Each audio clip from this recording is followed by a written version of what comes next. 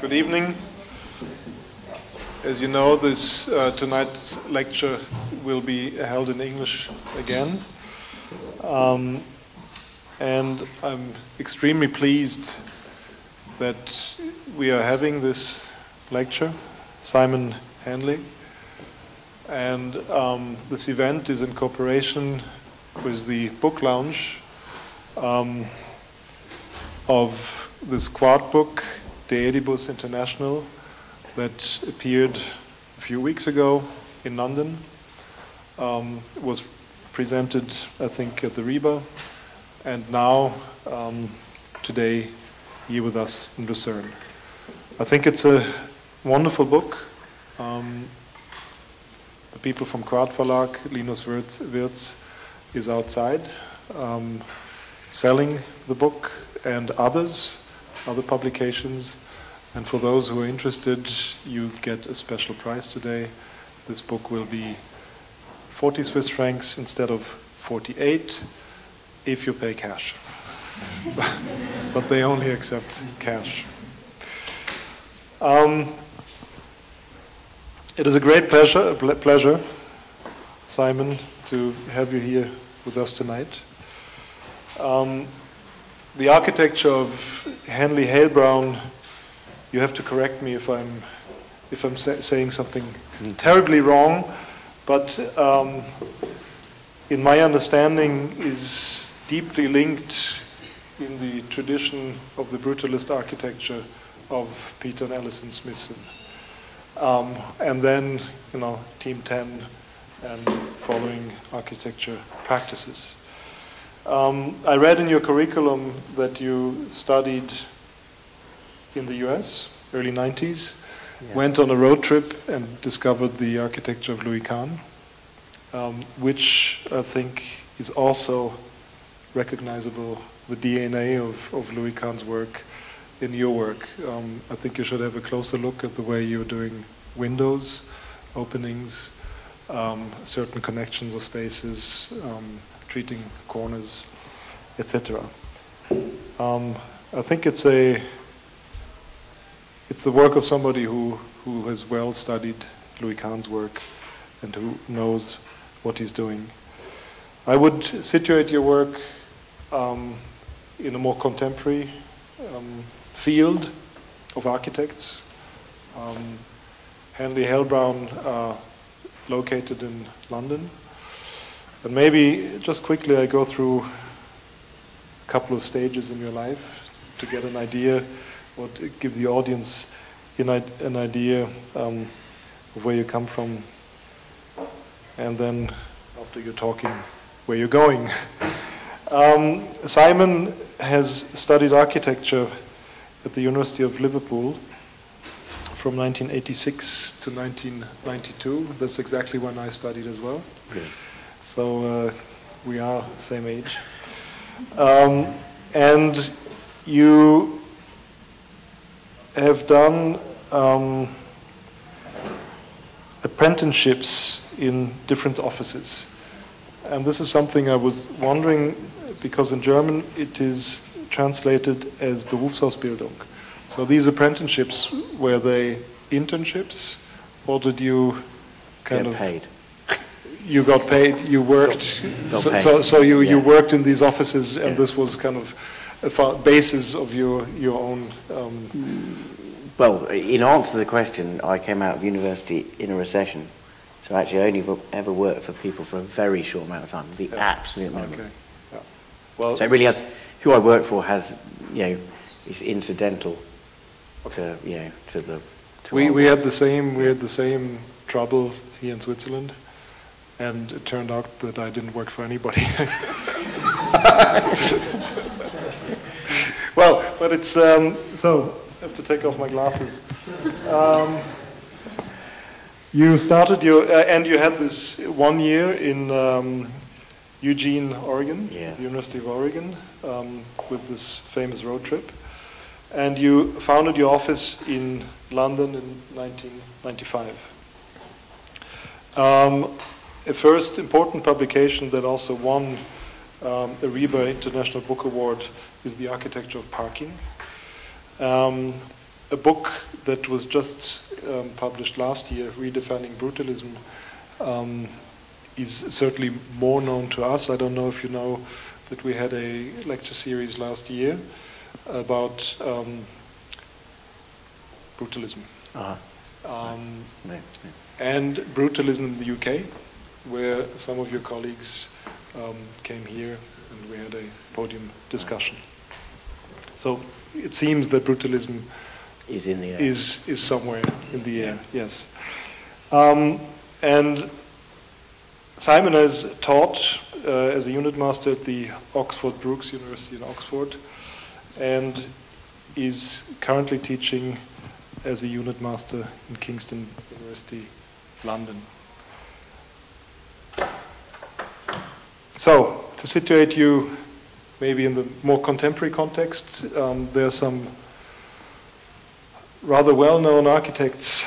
All of them came to Switzerland to teach and to build. And in the Swiss context, became very famous. You know the names: Sturgis and Bates, Tom Emerson, and Caruso St. John. And again, looking through your work, I think there's a similar context.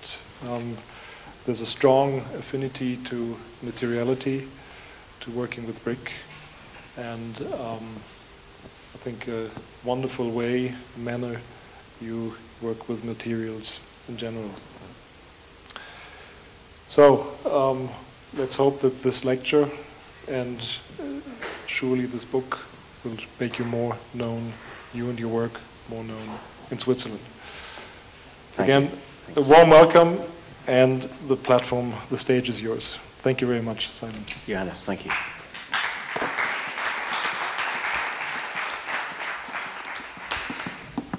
Good evening. It's quite disconcerting.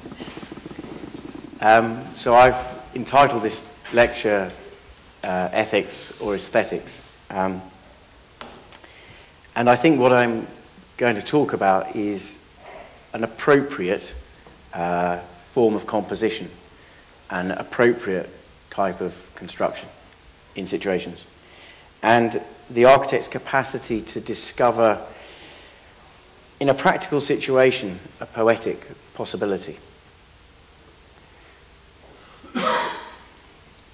The table is a place where a family gathers, we eat meals, rituals are held. It's a social space. It's a social structure, let's say. It makes an office. It makes a convivial, collaborative, creative office. But it also makes an intersection between the city and a university. This is a competition for a subterranean building in London where the only real evidence of the new space was two tables. Two tables that might be a place where citizens and students, one and the same, different people, as it were, would come together.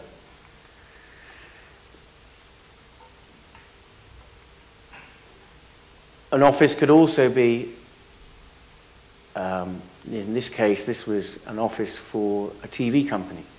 So we thought they were making research. They weren't really in business. Well, they were in the business of making programs, but it turns out what they really were doing was doing research. And we found a kind of parallel with a kind of an ecclesiastical, this idea of a garden, of a cloister, where work was not associated with the interior, but was associated with the threshold space between inside and outside, and the garden itself.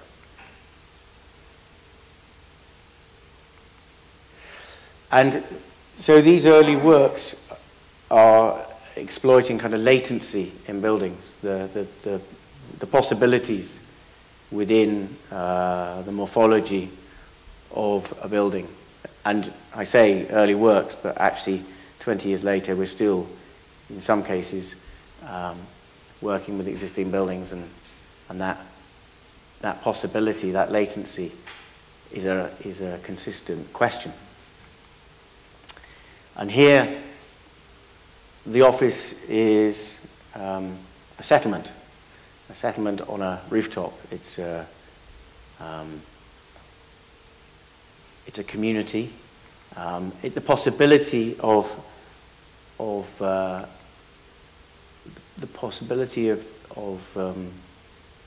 that relationship between inside and outside space becomes the basis of neighborliness and the basis of association and collaboration.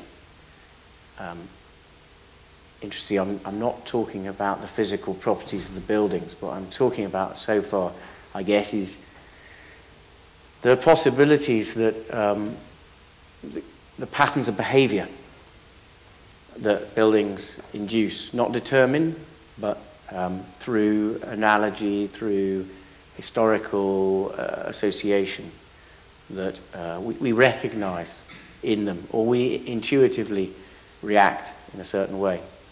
And the physical properties of the buildings are also part of that.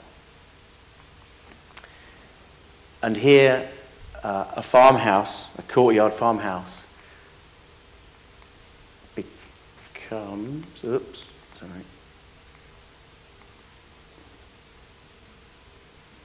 So a courtyard farmhouse becomes the basis of a plan for a home for people with dementia. So the looping pattern that people need with dementia becomes the grain of the building and becomes the grain of the settlement.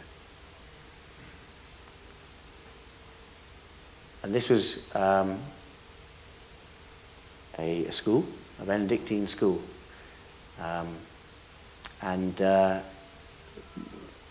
One of the things which recurs in our work, I guess, is that there is logic. There is logic in the mediating between kind of historical ideas and material and aesthetic questions. There is a logic. In this case, the logic is that there was a requirement for two halls, a smaller hall and a larger hall. And like Russian dolls, we put one hall inside the other. And in so doing, we made for this Benedictine school a cloister. Of course, it works as much as a kind of cultural proposition for that religious institution as it does as a piece of literal infrastructure. It is a kind of roundabout in the school's plan. And in this way, it has a kind of intimacy, but at the same time, it is the heart of the school. And so, oddly, the most discreet, quiet, private activities could happen at the very, very center of the school. So this question of logic, and I'm kind of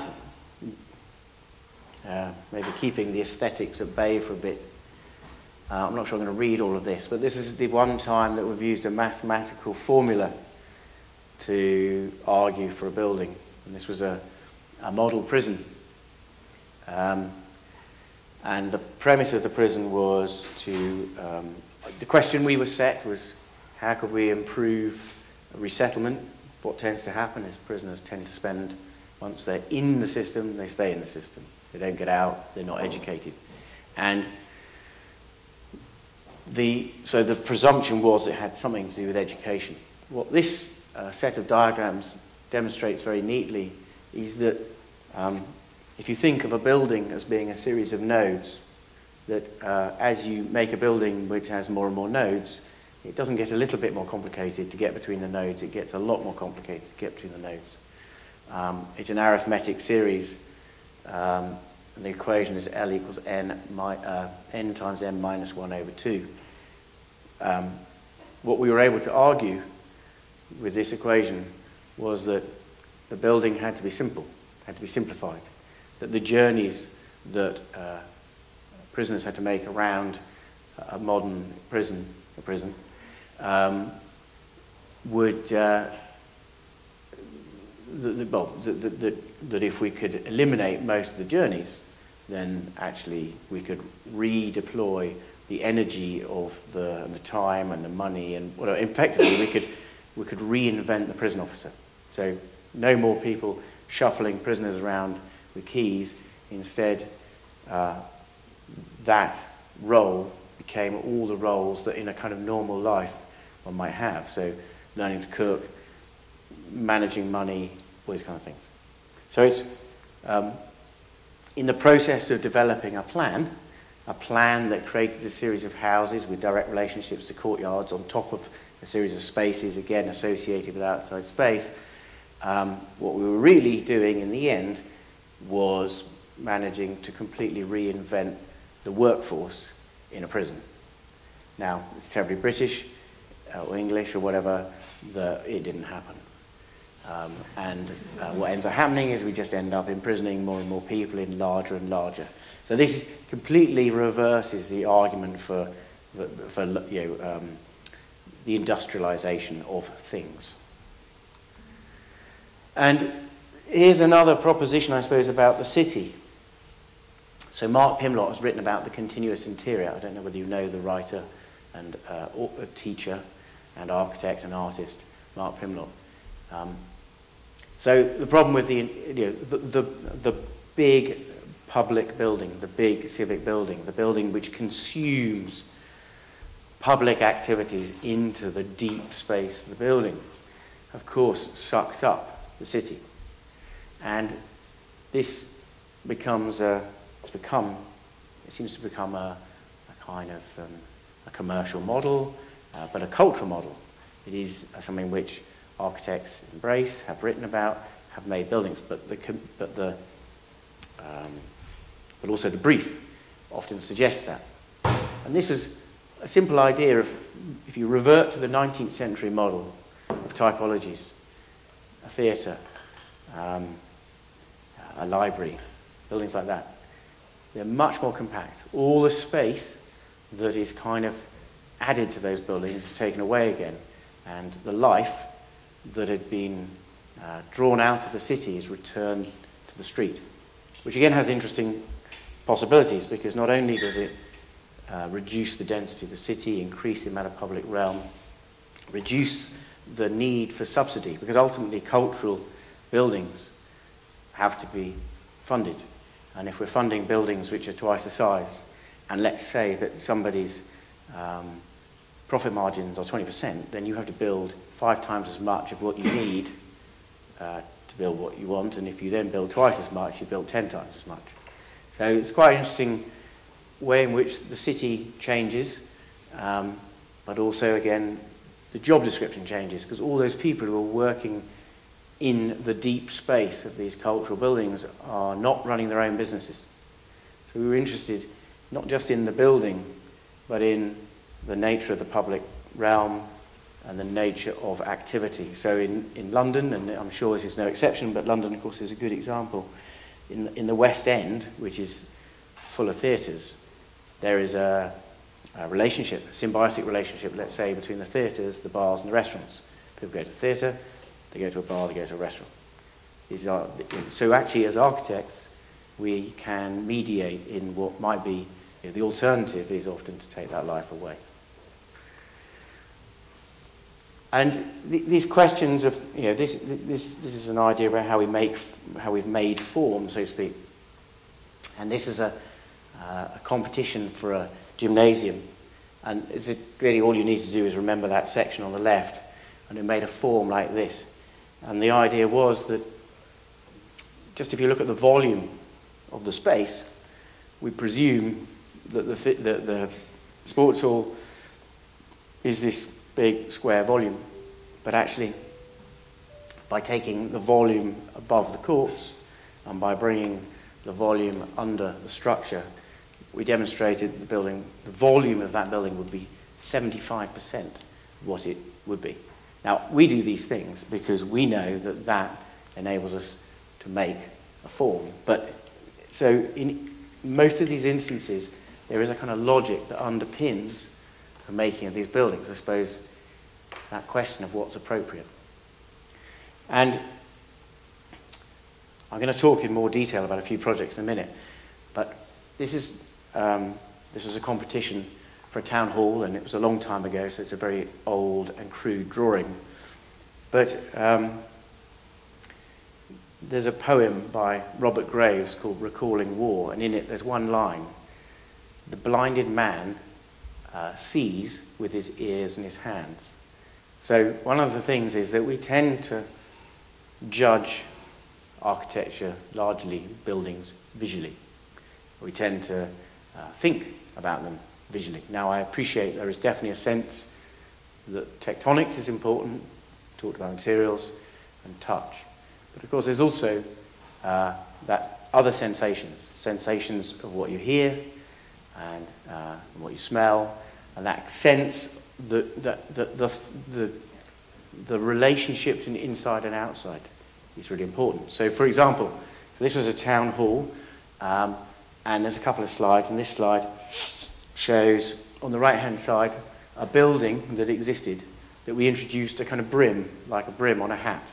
Of course, that brim drew people close to the building. It sheltered people close to the building.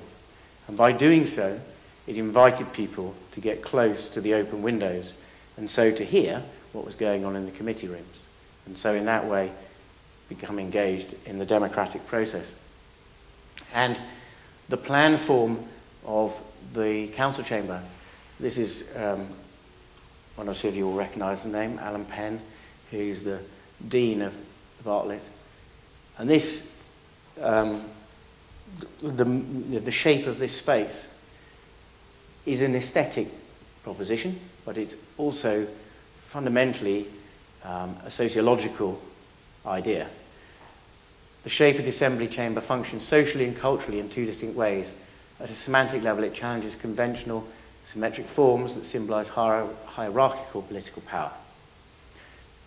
At a syntactic level, the chamber uses a simple and organic form to create a complex, multi-layered series of spatial conditions, thus representing the new form of participative democracy. So that sort of sense that through a shape of a space, there are multiple scenarios that that shape offers, that sense of concentricity and removal to an edge and everything else that that shape offers.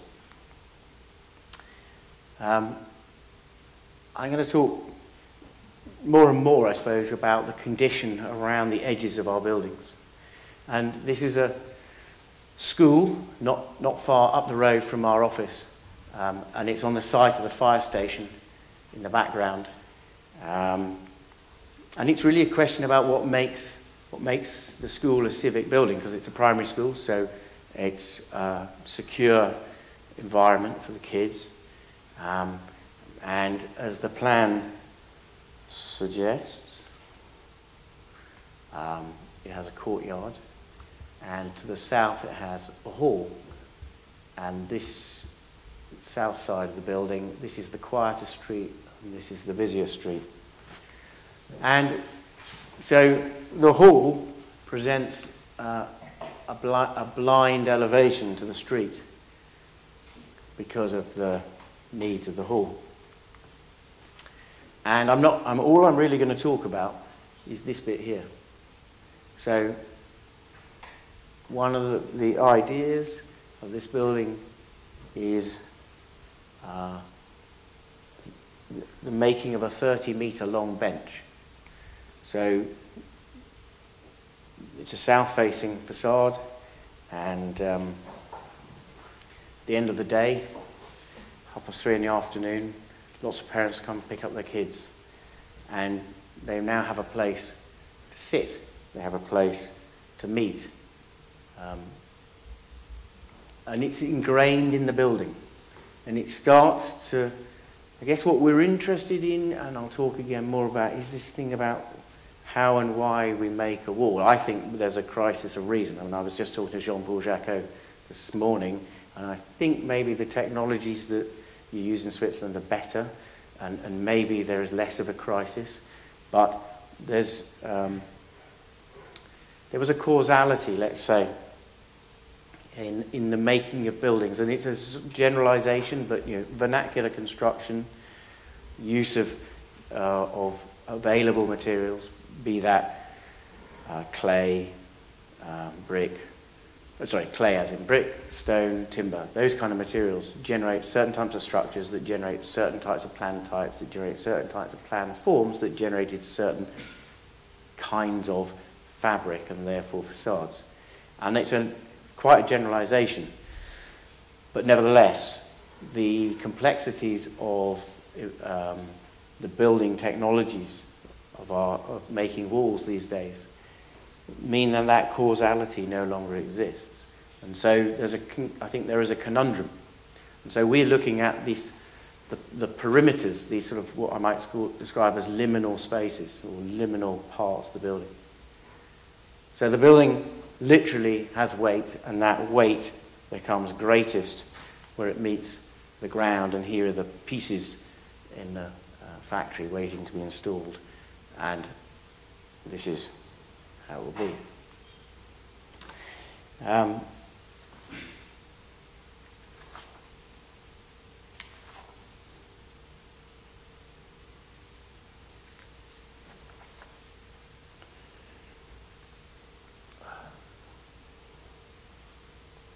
Sorry. I'm just going to read you a very short section. My glasses, I need to change my glasses. In a book called Architecture Reassembled, The Use and Abuse of History, the author questions whether architecture should express the spirit of the age if the fashion conflicts with the built environment's role in providing shelter, stability, and well-being. One may rephrase the question to ask how buildings can fulfill their role in providing shelter, stability, and well-being when the primary criteria for debate and evaluation are almost exclusively visual. So I think there is a kind of false distinction between ethics and aesthetics. And I think where those two things come together is, let's say, in the purpose. I don't mean the function, but I mean one's sense of purpose. And I think perception plays a huge part in this.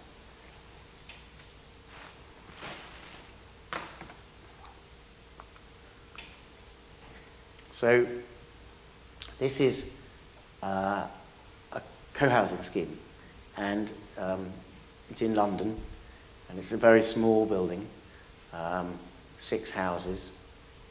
But what's interesting about it is, I suppose, brief, the way in which the idiosyncrasies of the people who were our clients, how they kind of informed the building, and as it turned out, what won us the project in a form of competition was that we were advocating a typology for the intentional community.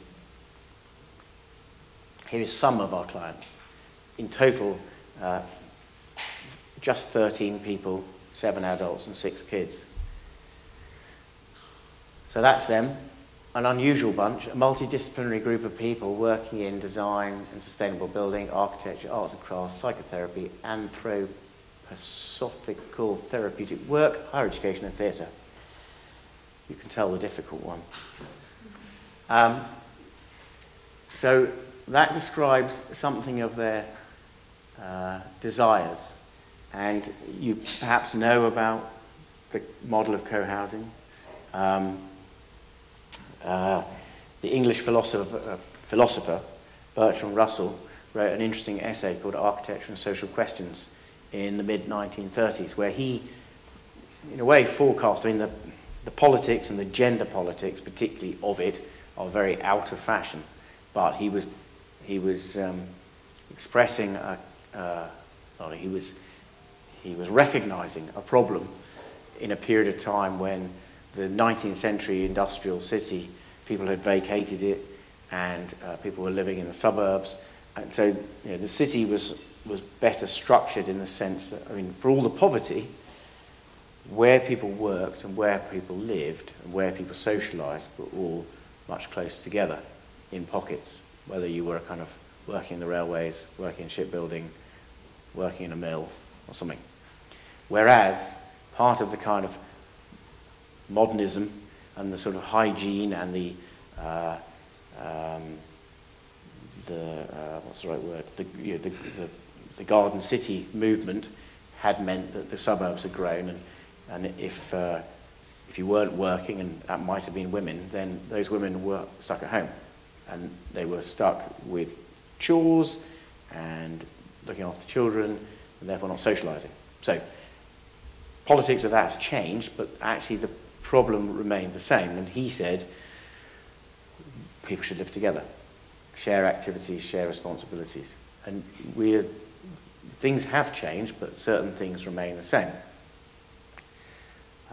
Single parents, single people, old single people, young single people. There's very recognised large proportion of people who are lonely, people who are juggling careers and looking after their kids. So this is that kind of group of people. This is the sort of prosaic version of what they wanted, and in the end it basically settled down to be 6 houses. I thought we got the most remarkable briefs out of these people. I don't know, I'm not going to read all of it, but there's some good bits in this one where they talk about the work itself was some hippie shit, communitarian physical theatre thing, more ontological, hysteric, or intellectual vaudeville, if you know what I mean. So these were the really, out of that group of people, these were the super intelligent ones. And without disclosing any names, this was the most difficult. So one of the things about this project was the sort of difficulties of working, the complexities of working with different people. But I thought also this was quite good, as in what she says, every building deprives a portion of the earth of sun, wind, rain, and probably plant and animal life as well. It must redeem this sacrifice by the healing quality of its architecture. This is a quote from Rudolf Steiner. So the site is in a backland site in a 19th century bit of London. It's sort of umbilically connected back to a street. And our clients on the left, 2 academics, a therapist, a designer, and so on and so on. And they were kind of protagonists in the theatre of the process. But the building, as I said, is this idea of an intentional community. So these houses are clustered around a hall. This is northeast, southwest. And most of the houses actually connect to the hall. They're not particularly small houses, but one of the things they share is the hall and the workshop and utility room. And then they share this peripheral garden. So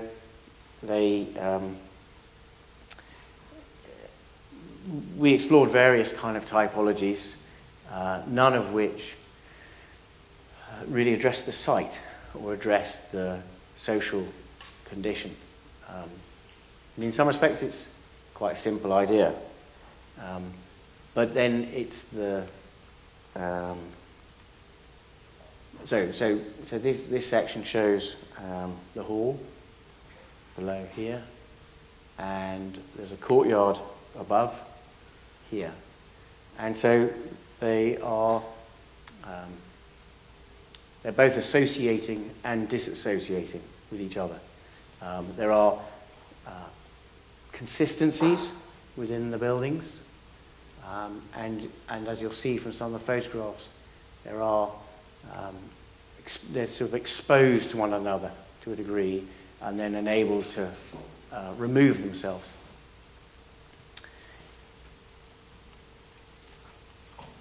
And in terms of the orientation,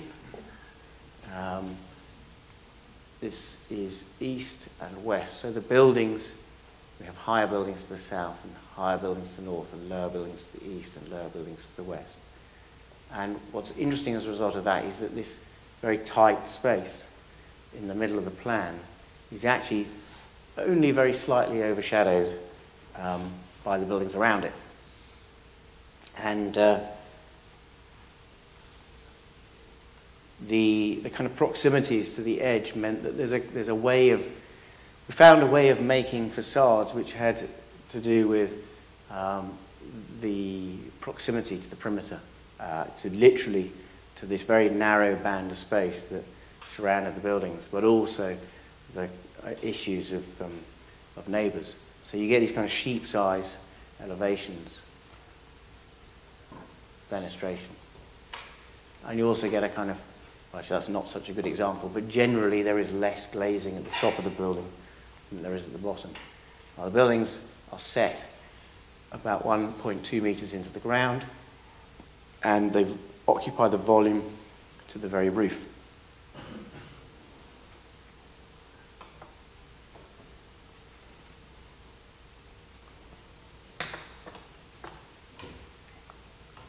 But like the table, actually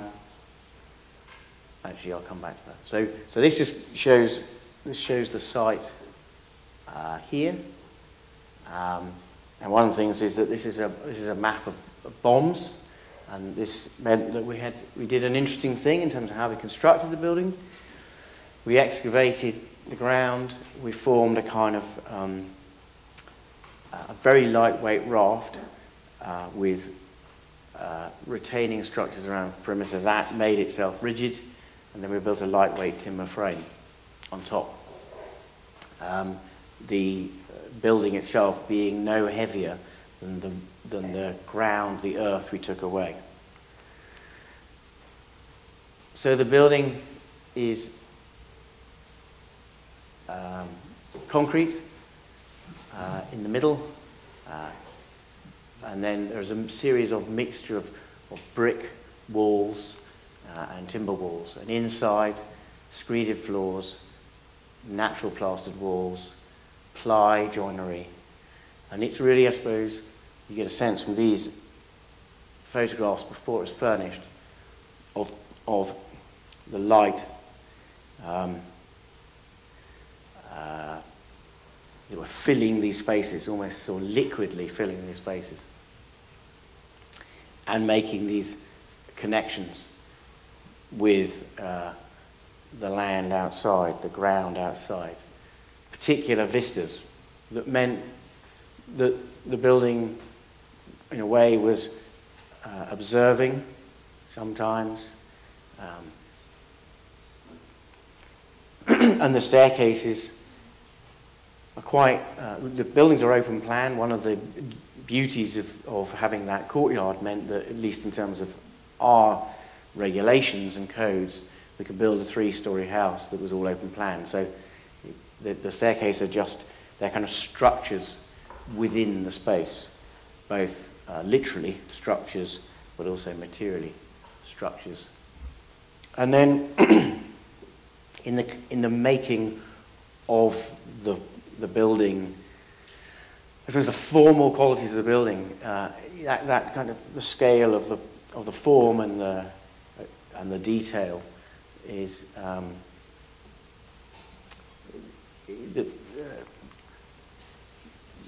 what you can see, for example, here is there are elements that this is about bringing light in. Of course, this is a staircase. This is a staircase.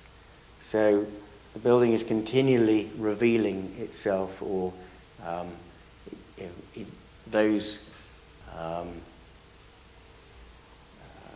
the role that it plays, the roles, the parts the building play, are what generates the form. There is no overlay composition, so to speak. And then the building has a texture, a texture which we've just had the building photographed again, and now that it's been lived in for about 4 years, you get a real sense of the quality, well, the nature, I suppose, of the materials as they age, but also as the landscape starts to consume the building. So, for example,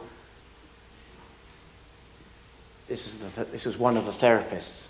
This is her little house, and she didn't really give us a brief, but in the end she did give us a brief, and there wasn't a lot, but one of the things she described was being able to have a coffee in the morning on a Saturday and kind of be very present in this space. This is the part of the, this is where you arrive down the incline as we excavated the site.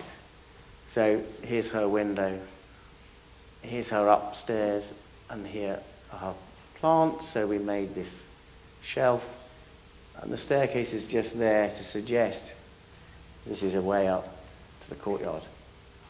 And so inside, this is her sort of kitchen. This is the corner of the window that she opens when she's having her coffee. And upstairs, as the stair gets to the top. And so the kind of the compression, the proximity, is something which we talked about, the idea of I suppose, sort of mediating in a democratic, egalitarian. I mean, we felt it's kind of strangely godlike in a more so than perhaps in other instances, because that relationship you have with a client, with the people you make buildings for, is normally mediated in other ways. So, for example, if you're making homes, affordable homes, or you're making unaffordable homes, for that matter, or you're making an office building, there's normally somebody between you and the people who are going to occupy it making decisions which are kind of on their behalf.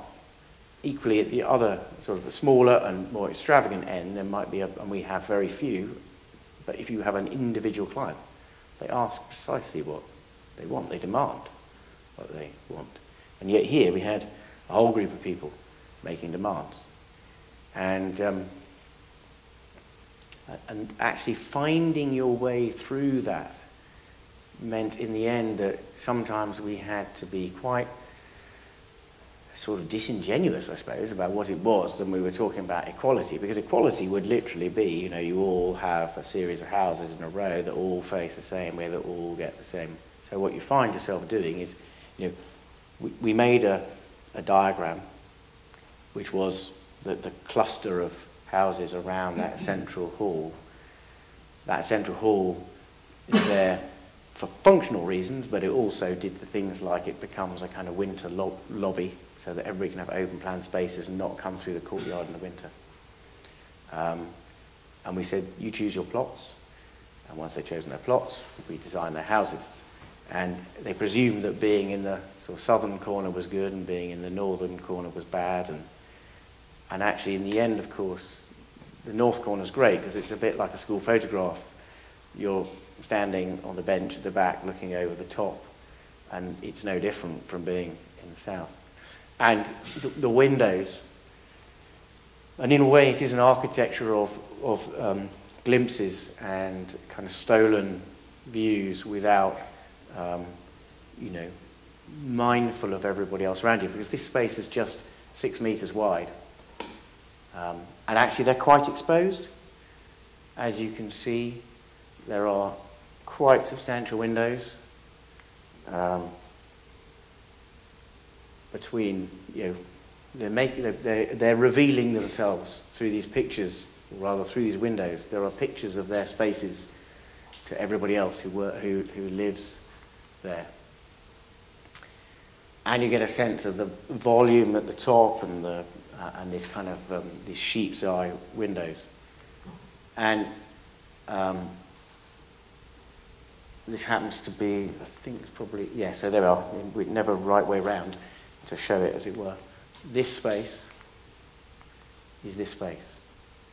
So there's kind of glancing relationships. And the texture of the timber becomes part of the way in which you mediate, because what you can't see here, but you can see, just about, I guess, here, is that there is light coming through this perforated. This is a screen as opposed to a wall, but actually you can't tell the difference between it as a screen and a wall. So this building is continually adjusting the sort of texture of its surface to be something to touch, something to enclose, and something to illuminate, something to grab a view.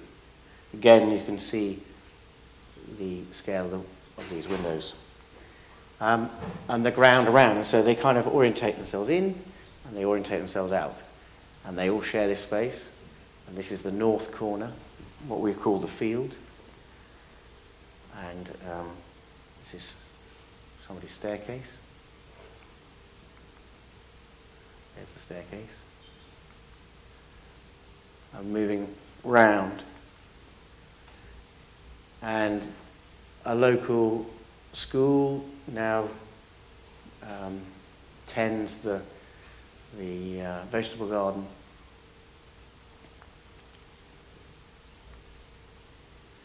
And the rooms at the bottom of the building are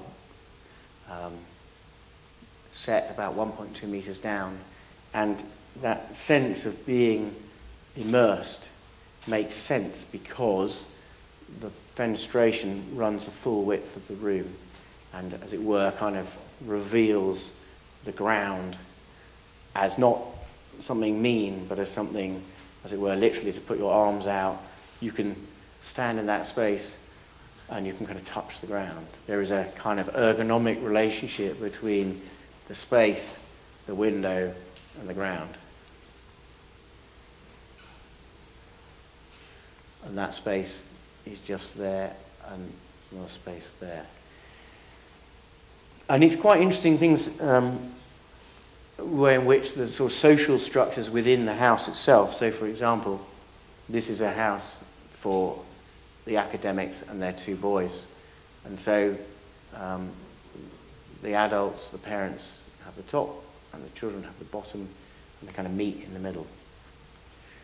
Which we didn't realise it, but you probably know who I mean by the architect Hale-Brown, who certainly, at least in the UK, has become, he died 6 months ago, and just before he died, he got the RIBO Gold Medal, and he made a number of significant housing schemes in North London, in Camden. If you don't know his work, I strongly recommend you look at it. But we, at the time that we designed this, we didn't realise that that sort of section was a kind of carbon copy of something, not so much in plan, but just the way in which domestic space actually deals with the differences between generations in a home. Because we, often we live on one floor and you put bedrooms on another. So, simple observation. So these staircases cut through the spaces, and then other staircases project out in the spaces. These are not spaces that people own, but they're spaces, I suppose, which we're continue making visual and physical connections with. We made various bits of furniture, well, rather we designed various bits of furniture which would, I suppose, ground activities in spaces associated with the light and the windows, and as is often the case, the money would not run to it. But for example, just the idea of placing a bench here, which means that you're invited to place a table there, and as a result you have breakfast in the morning light. But and also what was interesting was and it happens in some other spaces, that by placing furniture, by making furniture in the edges of spaces, you draw the activity to the edge of a relatively small space, and as a result you actually make the space larger than you would if the piece of furniture was just placed, as we would intuitively do, place it in the middle of the space.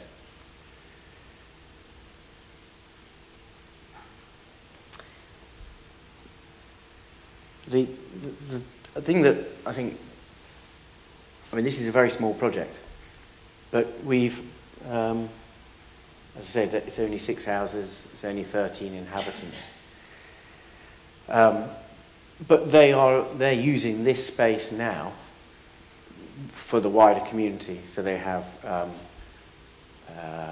kindergarten in here in the mornings, and they have various other kind of activities in the afternoon, in the evening, as well as their own parties and stuff. But the idea that people can exercise in this space and so on.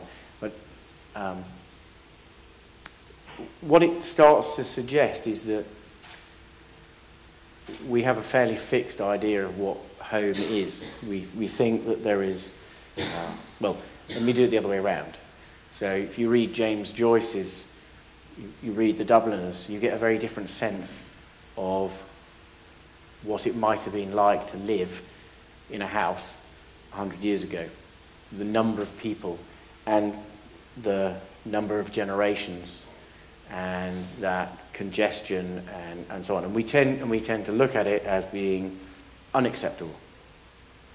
Now, I don't know whether you, as I say, I was in Geneva this morning, and for what I understand, there certainly was, if there isn't, a housing crisis. So, you know, we act in the political realm. I don't mean we are political in the sense of a capital P, but we are political in a small p, with a small p. And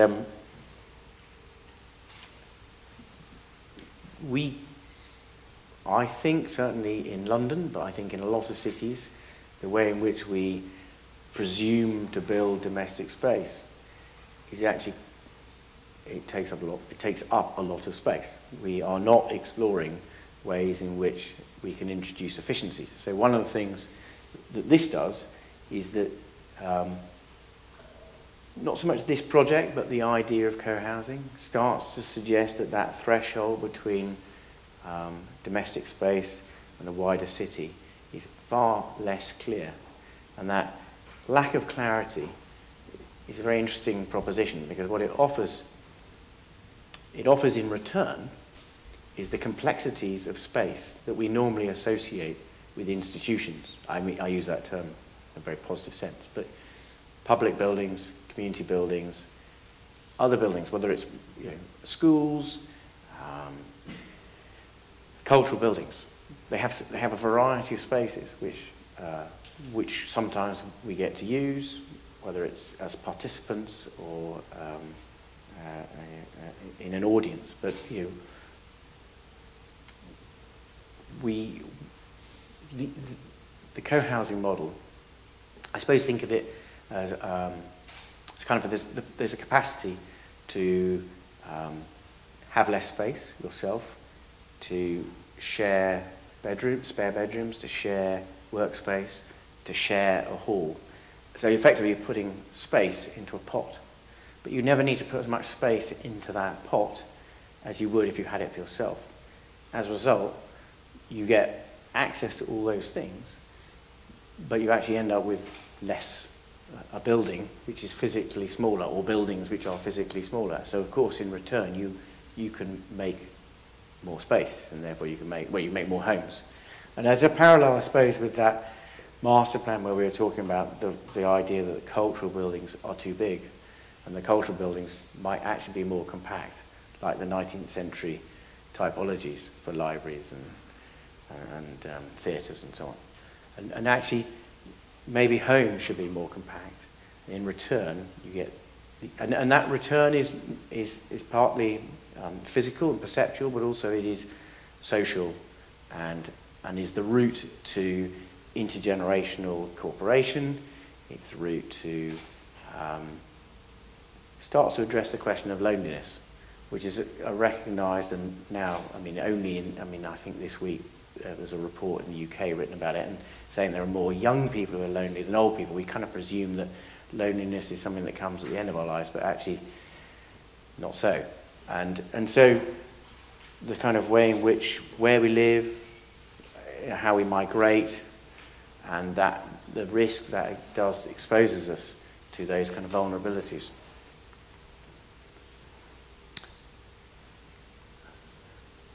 So this is I'm just going to talk very briefly about this project, which is replacing this tower. And I'm just going to sort of describe it in a matter-of-fact way. Here is a building with 7 flats on a floor that gives us dual aspect, rooms, large spaces. This is the domestic elevation, let's say, and this is the civic elevation, and this is an early drawing of the combined domestic and the civic. And this makes an elevation made of different textures of concrete that enables, through the texture, not only the depth, but also the texture, to create the shadow and light and to exaggerate that.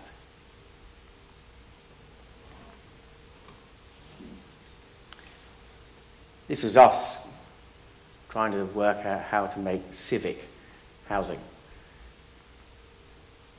And part of that is in the way we make a facade, and part of that is the way we associate the plan of the building at the ground with the public realm around it, which this part of the plan suggests an arcade from which the entrance leads to the core, and here is a community space and so on. But it's this piece which kind of grounds the building and grafts it into the city, and the city of the future, in terms of that public space doesn't yet exist, but it's a clue for the future. And I was talking about this kind of question about how we build, and I talked about that causality. And I think that when Buckminster Fuller made this drawing in 1968, this idea that a facade became a line between inside and out, in a sense, is the moment at which you could argue that the fabric of a building as a cultural proposition is superseded by the idea of fabric as a technocratic proposition. And that's something which we are now, I think, trying very hard to address. And these next few drawings show a number of housing schemes where we're looking at that edge condition. We're looking at what I would describe as the liminal space. There seems to be so much about a building inside which is now defined and codified that it is actually in that threshold that the experience is felt. So this couple of projects just starts to see buildings as 2 things: walls and frames. Frames on the outside of walls, frames that create a space which mediates between the absolute interior and the absolute exterior. And it has, it will do things. It will be in certain cases circulation. In other cases, it'll be placed to, it'll be a balcony.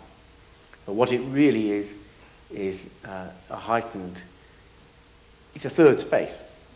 It is an other space between the two that we recognize. And this is a series of villas.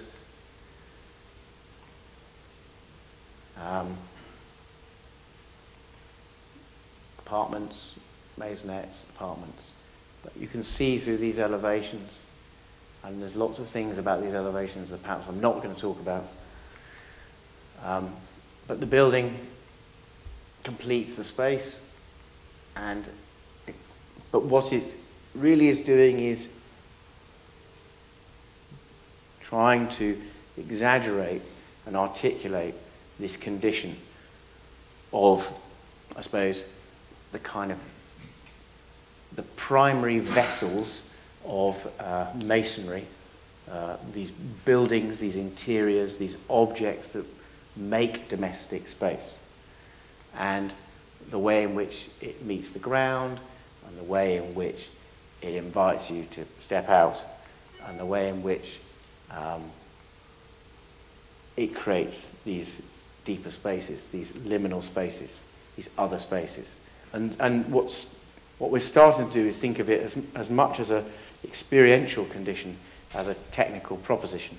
So the construction of the interior is thermally isolated from the construction of the exterior.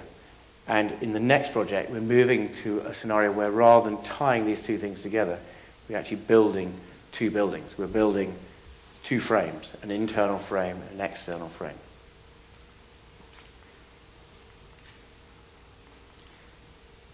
And this is literally the construction of the, I mean, this, here the outer frame is tied to the inner frame. But in this project, as I say, we move to the condition where we're making these buildings here. And typologically, you can see from the next sketch, well, from the next drawing, that there's this idea of the collective experience as much as the individual home. But it's this condition which is both, say, technological and perceptual, which is really generating the architecture. I guess we've spent a lot of time thinking about the collective properties of buildings, the typologies of intentional communities and collaborative spaces, education spaces, workspaces. And what we're finding interesting is what I would describe as the common experiences as opposed to the collective experiences, which are afforded by these kinds of spaces.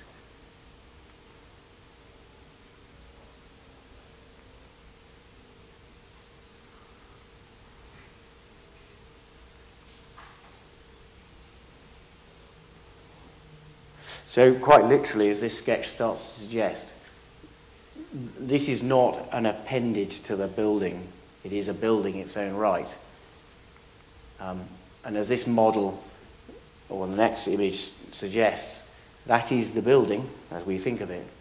That is the building that we're thinking of, that we accept there is a building, but then in a way, for us, the really interesting building is the building that consists of the outer layer of the facade, the structure that supports the outer layer, and the outer layer of the structure of the loggia and the space that creates. So I'm going to talk lastly about a project which in some respects has been kind of pivotal or it's been a sort of threshold in our evolution as a practice, as I say, sort of thinking more about institutions and kind of collective experience, and now recently thinking about what I would describe as common experience. So Chadwick Hall is student housing for the University of Roehampton, and in the 18th century, this is South London, and this parkland known as Downshire Field. In the 18th century, a series of architects were commissioned by wealthy families to build villas. Thomas Archer, James Wyatt, William Chambers, the most famous architects at the time, making classical buildings in landscapes, with formal gardens, open to parkland. So it's a history, it's a social history as much as it's an architectural history. And the project starts to address, I suppose, three things: history, social, and architectural, how you make a community, and how we build well, how we might build well. This is Wyatt's house, Grove House. In the 1950s, the London County Council built the Alton West Estate, and they recast those villas as follies in a welfare state landscape. They co-opted that landscape as a kind of foil to the brave new world of the welfare state. And when they were, and those buildings, they're the product of an architect called Bill Howell going to visit the Unité as it had been finished in 1951, and came back in 1952 and made a series of buildings with his future partners, Killick, Partridge and Amis. So there's a practice called Howell, Killick and Partridge and Amis. Contemporaries of the Smithsons, very interesting work, but this is work they were doing when they were working within the London County Council Architects Department.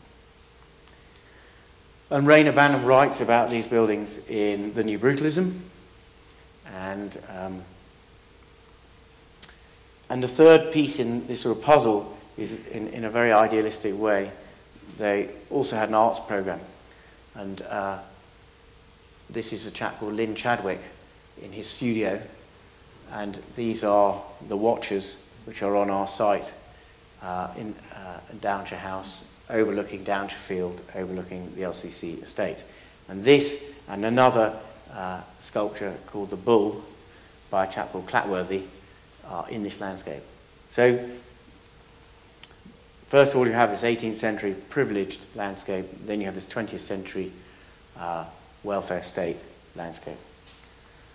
And this is it from the air, and you spot the villas, and you can see the estate, and then you can see our site. And this is Downshire House itself, probably photographed in the middle of the last century, but built in the 1770s. And here is this is what we found. This is the garden of the house. And in the early 20th century, the dotted perimeter of that house was demolished. It had wings by John Soane. And what we, as it were left with was a house sitting in a vale, in a garden, mature trees, and an early 20th century garden. And this is the garden, a photograph, again, probably from the mid-20th century, but the landscape dating from about 1911. And this is how we discovered it in 2012, a kind of secret garden. And I put this image in of Robin Hood Gardens because I've written recently about when the V&A decided to retain a little bit of it. I think they kind of made a big mistake. I can understand why they might have done it. But what's really interesting about this, and by way of introduction, as it were, to our opportunity, the scenario that we were presented with, is that Robin Hood Gardens is all about the relationship between the building, the interior, and the landscape. And it was their interest in kind of Neolithic English landscapes, particularly the part of Somerset, Wiltshire, and the kind of curious landforms, Stonehenge, Silbury Hill, and other man-made physical structures, which enchanted them and inspired this. And in a way, that what this developed by, I guess, it's a master plan which responds to that landscape, that found landscape. So this is the garden, the sunken garden, the secret garden, and we started by perhaps suggesting that this becomes a space, a court, and that there are then a series of I'm trying to think of the right word to describe it, but we kind of co-opted this landscape to create our master plan. we found associations between the buildings revealed by the structure of that landscape. And we paired the buildings, and this is a sort of simplification, I suppose, of a process of accumulating the parts. North Court on the right, West Court on the left, the proximity to the first of the 1950s buildings, and then the relationship to the building to the south, all actually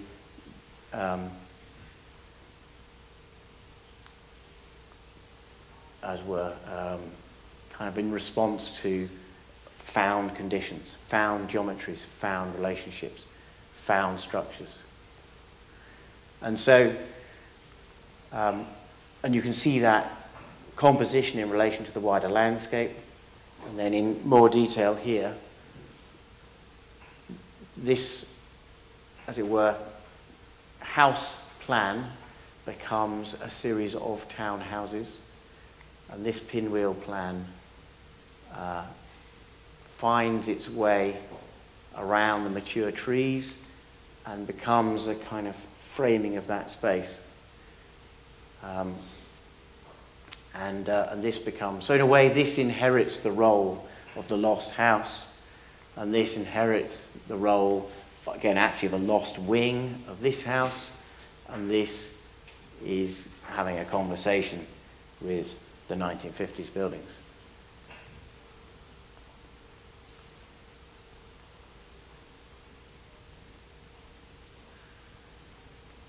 So there's as much, there is relationships between the two new buildings and a kind of picturesque relationship between the north building and the house, and then all of them together.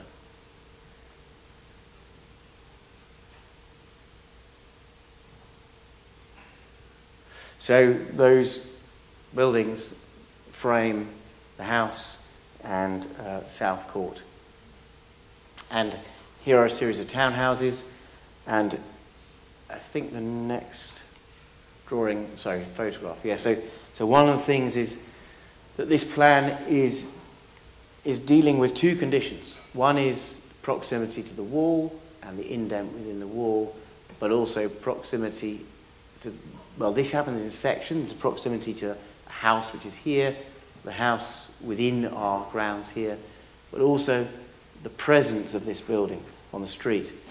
And by creating these wings, what you read, as you can see from this next photograph, is just the central section.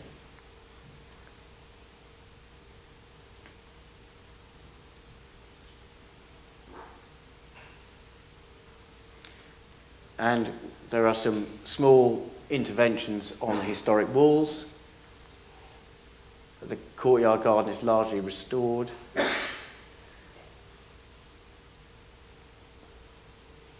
This is and where the previous, the house, or rather the country house, has a series of townhouses, living spaces on the ground, this plan creates the living spaces at the ends.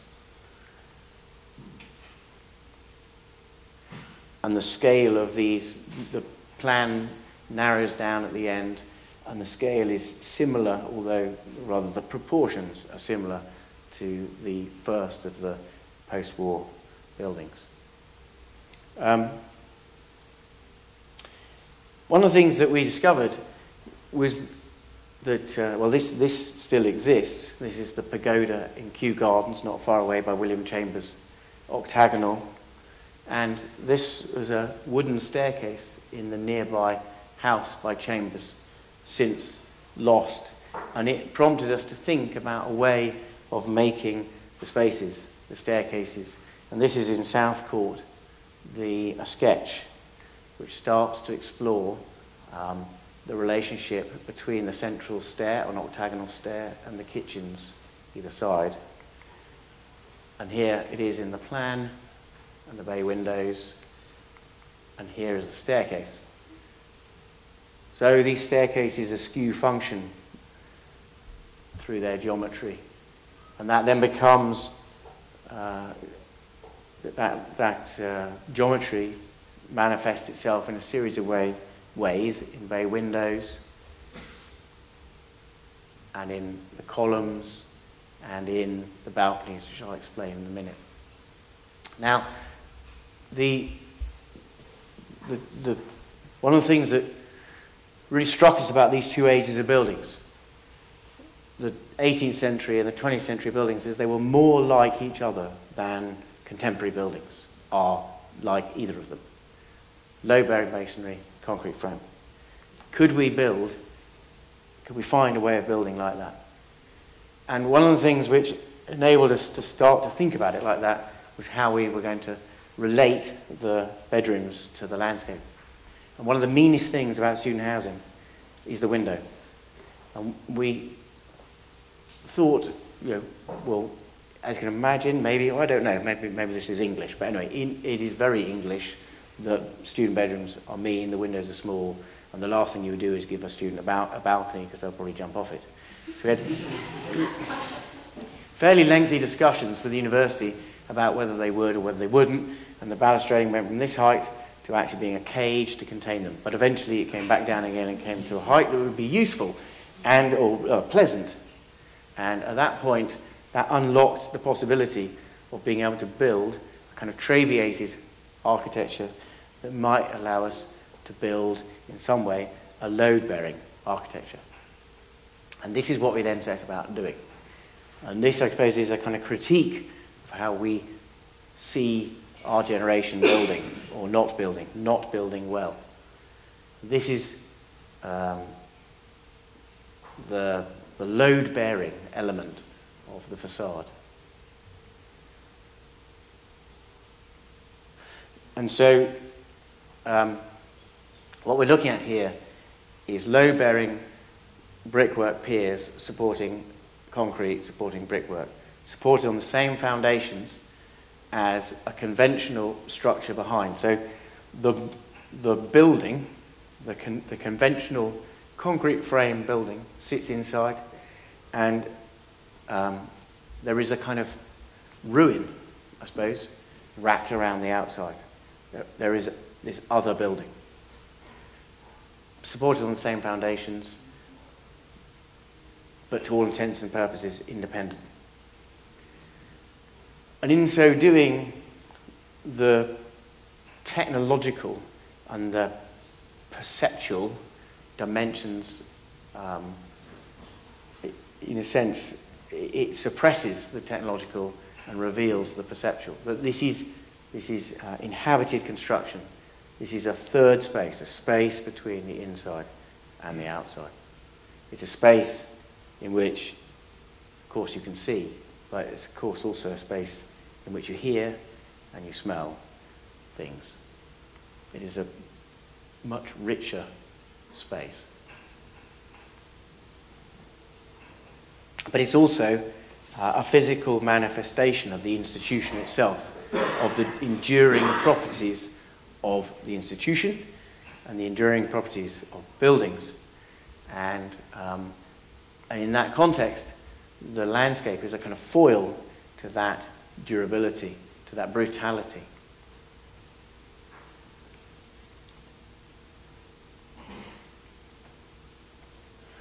Now, I'll just end by reading two things, if I may, briefly.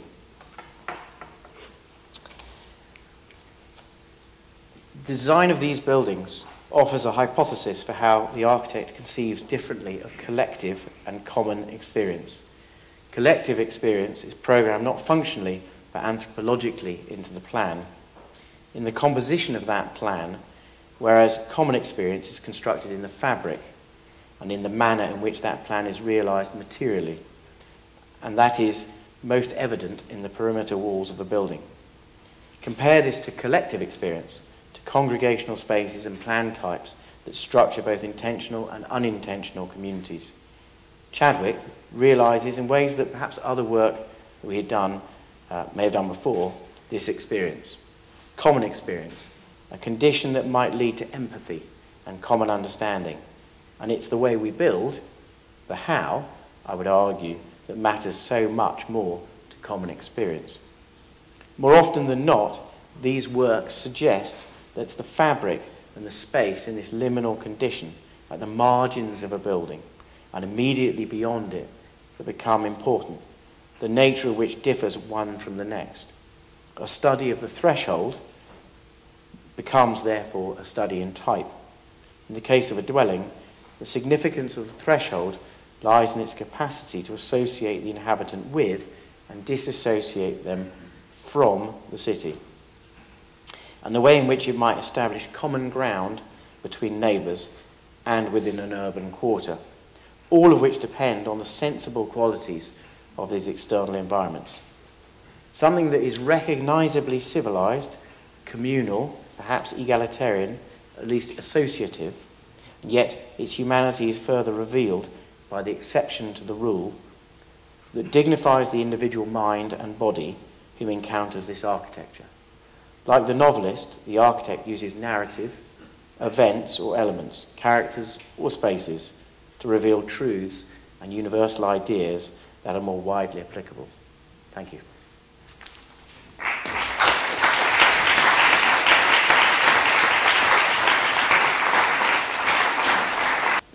Thank you for your presentation. I wanted to point out at something you mentioned at the beginning of your lecture, and perhaps connects with the final statement. These diagrams of nodes that you showed, you mentioned that the complexity of a building depends to a certain extent in the number of nodes and how complex the connection between them can be. Which reminds me inevitably to the work of Bill Hillier, obviously, and you mentioned Penn as well. But in fact, let's say if we have a building with 50 nodes, it can be very shallow, it can be very deep, or it can be very intricate, depending on how you connect those nodes. And I wonder if you kind of use these analytical tools, or you think about spatially how this means in order to build this latency that you mentioned at the beginning, that perhaps has to do with this collective experience that you want to create in your buildings, beside the material, the cultural, and the aesthetic condition of them? I think the answer to the question is that, well, certainly we don't use those techniques. We tried it once or twice and found that it generally seemed to reveal things that we thought were fairly obvious, i.e. it sort of didn't reveal things. I think that really what, looking at our body of work, what seems to me to be really consistent is the sense that an interior only really makes sense in relation to its exterior. I don't mean necessarily the wall, I mean as a result of the wall, as a result of the liminal space, it's that immediacy. We seem to crave an immediacy. So I guess in answer to the question is that we tend to make things morphologically as shallow as possible, so that whether it be because of the way you move around a building, or the space that you can get to outside the building, that really you're always very close to that condition, because that is ultimately the architecture. As I said, I mean, typologically, we were exploring, and have been and will continue to explore, notions of concentricity and ways in which you kind of prompt congregation, either through internal primary spaces or external primary spaces, for which I probably owe much to Kahn, for example. But actually, it is the peripheral condition which now concerns us most. How do you get work? How do you get work? Yeah, I mean, do you do competitions? We do some competition. Is that kind of a culture in the UK, or? It's a very different culture. Yeah. Again, it's like a conversation I was having this morning. There are some competitions, but it is much about meeting people, and James Sterling wrote about, or said often, that that the architect's agenda, it was sort of a secret agenda from the client's agenda, and sometimes I find there is a good fit and a good correlation. But often that our agenda is quite different. I don't mean that, I suppose increasingly I'm confident of our agenda because I guess it's, you know, a lot of the time the aesthetics are, as I say, a direct product of a whole series of other plausible arguments as opposed to subjective, wholly subjective propositions. But nevertheless, I think that not necessarily having to explain our propositions right at the outset through a competitive process, I don't think that's a good thing or a bad thing. I mean, clearly more competitions would be a good thing. But what it actually means is that we don't necessarily have to share them in the way that through a competitive process, it's much more likely that there is that common understanding between client and architect right from the outset about what it is that one is doing.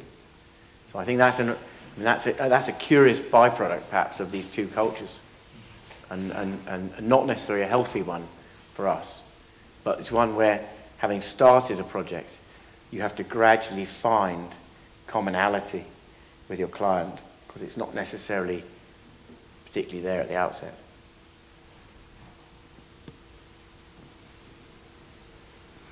Well, I think we'll close for tonight. Thank you again for this wonderful lecture. I think your work is timeless and extremely contemporary. I'm very much impressed. I think we open the bar and, you know, we can talk outside. Thank you very much. Thank you.